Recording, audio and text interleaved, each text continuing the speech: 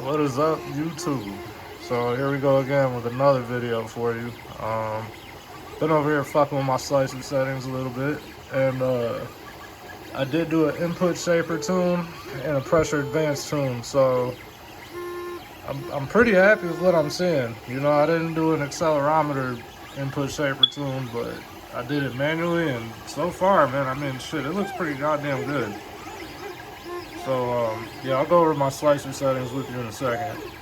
But I've been sitting here watching videos, playing with it, blah, blah, blah. And I'm pretty happy with what I got here, man, honestly. I'm printing really, really fast, and I'm getting really, really, really good quality. I mean, there's no stringing. As you can see, I've got some really, really, really good first layers here. The brim looks really good. You know what I'm saying? This was kind of a fuck up. That wasn't the printer's fault, though. That was from where I primed my extruder. You know what I'm saying? Before I printed, that was what was hanging off of it when it started this brim. But yeah, we're printing really, really fast here, man. Really fast and really clean. You know what I mean? For this Ender 3 at least. And yeah, so I'm gonna be installing this thing finally. I actually bought this when I first got this printer. I just never got around to installing it because the harness I got was this one that's got, it's for the 32-bit board, right? And when I first got this printer, I'm like, man, I'm not sure what the hell's going on here, so I held off. But what I did do back when I first got this sensor was I made my own DuPont connectors. So now that I'm a lot more experienced with this thing and I know where my Z-axis is and what these 3 wires do and what these 2 do and all this shit, I'm just gonna go ahead and hardwire this thing in, you know what I mean, and call it a day. So that way I can finally get it installed here. And yeah, that's the game plan, man. So yep, we're gonna finally get this bitch up and running. I can't wait. That should be fun because I'll finally be able to have some relief on this bed level and shit, man. I mean, I think I got it down pretty good. You know, like I said, I'm getting some very, very nice brim layers and first layers, and everything looks pretty on point to me. But, you know, a little help never hurt nobody. So, like I was saying, I'm gonna get onto my slicer settings here while we're letting this print. So this started out as a 7-hour print. God, this phone sucks, man. Started out as a 7-hour print. I ended up getting it down here to, actually, you know what, while we're at it, here you go. This is what we're printing out right now. It's like I said, my shroud that I currently have on there does not have a mount for the BL Touch. And as you can see, this does. And I really, really, really like this right here. You see this? These little ports right here for the fan. That really does a good job being on both sides versus the one that comes on the stock Ender. So here we go, as promised. It started out as a 7-hour and some print. And I ended up knocking it down. I'll go over this with you real quick. So this is what we changed. The recommended infill on this was 30%. I said 23 is good enough. And this support cubic pattern on the infill actually knocked 2 hours off of my printing time, as opposed to the man, what was it? I think I had it on monotonic. It was either on monotonic or the 3D honeycomb, but either way, those two were like 7 hours. Just from changing it to the support cubic, I knocked it down like an hour and a half just off top. I changed this to 3 loops because I noticed that honestly 2 is fine, but 3 really gets the material flowing the way you want it. You know what I mean? I usually get a really, really good print that way. This right now is irrelevant because I didn't have no supports. This is probably what you guys want to see.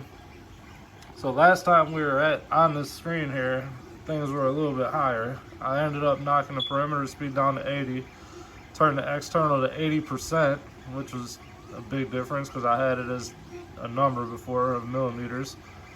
The infill speed is, I believe, the same. I don't think I changed that. And I also changed that to 80% of the infill speed, and all this shit is pretty much, you know, what it is. I changed a couple things here from the last video that I had. You can go watch it and you'll see, but that's where I got it. And I changed my max print speed to 150. I don't know if that really did anything, but I was trying to, I'll show you in a second if it's on there. This is a big deal. This has definitely helped. Changing my extrusion width and getting more flow out of this extruder. When you're printing faster, you need it to flow more. That's something that I figured out the hard way. So I was getting some under extrusion. I'm like, what the hell's going on here? You know what I mean? And just got to digging and researching, and pow, you know, everybody's like, you gotta print hotter and flow more and blah, blah, blah. And yeah, that makes a lot of sense. You're right. This is a big deal right here. Fucking, I'm printing PLA Plus. You want this fan on. I don't give a shit what nobody says. No fan, first layer, whatever. No, this thing needs to be on the first layer if you want to do this, at least the way that I'm seeing it. Shit, I don't know, if I don't got the fan on first layer, I get all kinds of strings. Like the nozzle grabs onto the brim or grabs onto the outline, and it'll just string it across and fuck it all up. It's like, honestly, the fan being on is probably my biggest trick to getting the perfect first layer. You know what I'm saying? At least with PLA Plus. I don't know about ABS and all that shit, because I haven't actually got to print that stuff yet. But for this right here, this actually helped me a whole lot. The layer time goal. Back when we last did the video, I think I had it set at 5. 5 seemed to be a little bit too fast, so I changed it to 8. And 8 seems to be working pretty good. I'm trying to get that dialed in, because that actually has a big deal to do with how fast these prints are going to come out. And our last menu here, I turned my retraction speed down to 40 because my default print speed is 80, and the same thing with the detraction. And the retraction wipe is all set up like Clipper recommends. Honestly, that was default though. It was doing that on its own. And then I've been playing with this. So this right here, the retraction length, I listened to Clipper and did a 0.75, and that didn't work out for me. That seemed to be stringing a lot. So I changed that to 2, and it helped a little bit. I was still getting some strings, and 3 seems to be the magic number. Now I'm not getting none at all. So I'm pretty happy with that. And yeah, man, that's where we're at here. So this is what I'm printing out. I guess this is a spacer. I'm not sure what that is. I'm gonna have to go back and look. And that is the shroud for the hot end. And this is what we're working with here. I don't know why it's not showing me on the G code, but whatever, okay. And this is the infill pattern. So I figured, you know, I've been playing with this a lot lately too, going through these slices and really seeing what the hell's going on here. Like, I see people doing this on YouTube a lot, and I never realized the value of this, because you really get to watch and see what the hell is happening. But like I said, man, the guy who made this recommended 30% infill. I'm saying 23 is fine. That is plenty of infill for this, dude. You know what I mean? And yeah, my total time, even though, there we go, 5 hours and 19 minutes. It started out as 7 hours and some change. And like I said, I've been really using this to my advantage. You know what I'm saying? Seeing where all my time is going, and possibly trying to fix that, you know, like by doing stuff like this. You know what I mean? Where is it? You know, increasing my extrusion width, getting it to flow more. You know, in Cura, I've got my layer height, I believe, is set at, or I'm sorry, the line width is set at 0.5. So the difference between 0.4 and 0.5 line width will save you hours on your print time. Like, it's just crazy. So realizing that, I'm really trying to get this thing to flow, you know what I'm saying, flow better, and put out what it's supposed to, and try to knock this print time down some on the inside. The outside, there really ain't much you could do with, but if you want it to look right. But the infill and stuff like that, you can definitely beef that up and speed up some shit without actually having to turn the print speed up itself. And speaking of that, I've actually found, oops, sorry about this, y'all. Back to my desktop. I've actually found that this 110%, to my knowledge, speeds up everything by 110% or whatever, by 10% rather, because 100 is 100. But so I believe that putting it at 110% speeds it up 10% over whatever, you know, the default 100 is. And I don't know, like I said, I'm really happy with what I'm getting over here. This is shit's hauling ass, dude. Like, it's a pretty big difference from where we just started at. Like, you know what I mean?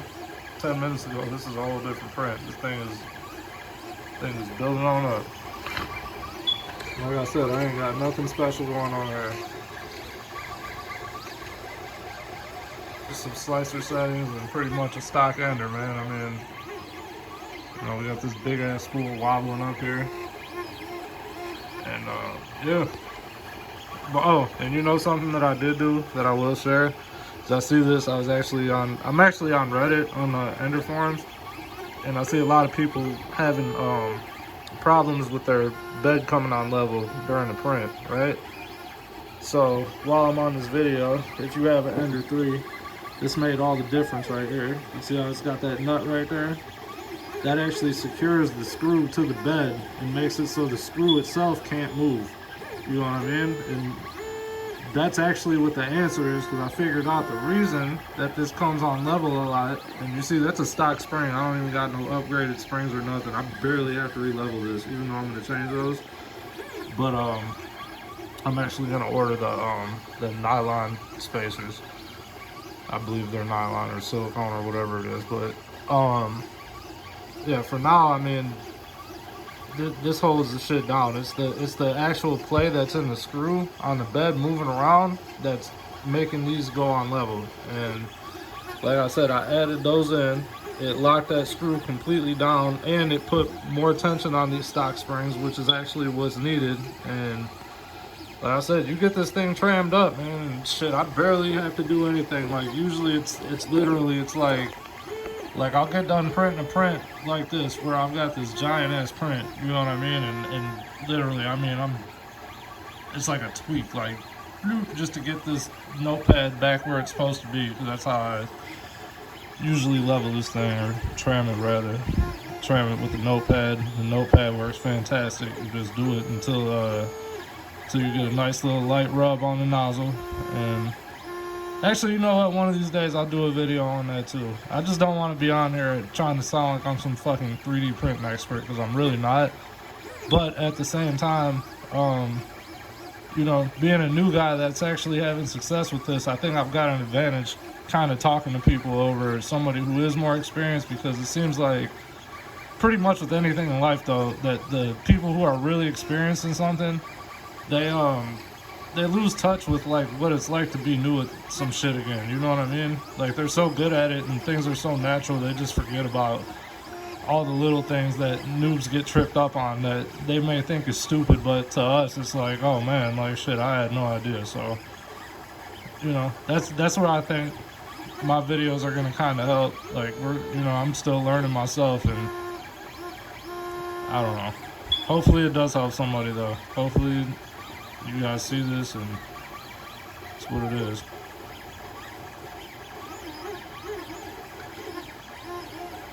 But yeah, I'm really happy with this though. Really happy with it. Really happy with it.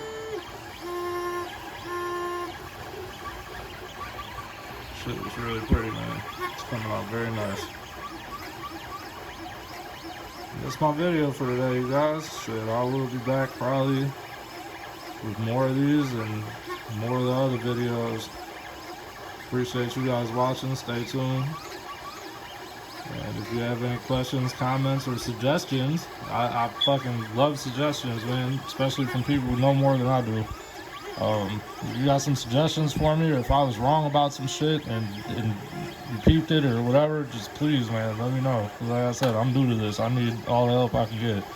Like right now, I'm doing pretty good, it seems like, but there's always room for improvement. You know what I mean? And I'm down. I'm always open for criticism, good or bad or whatever. And shit, speak your mind. Come on here, you ain't gonna hurt my feelings, man. Shit, all that criticism don't do shit but make you better, so bring it on, baby. If you got anything that you'd like to add in here or chime in on, or like I said, anything to make my life easier, better, or my prints come out better, that you see that I didn't cover, please let me know. And I'll be back later on, man. Thanks for watching.